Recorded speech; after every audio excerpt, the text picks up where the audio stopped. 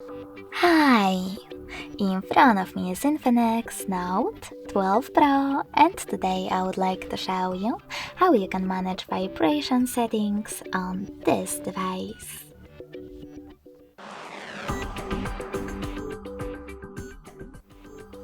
First of all, go into Settings and scroll down.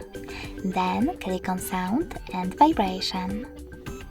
Now you can click on Haptic Vibration to switch them off or on by tapping on this switcher next to them.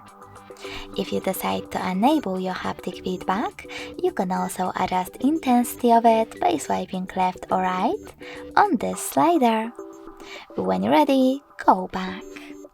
Now scroll down and click on Sound and Vibration. You can set up Vibrate by clicking on Vibrations here and choosing OK. Now tap on Vibrate for calls and click on the best option for your incoming calls.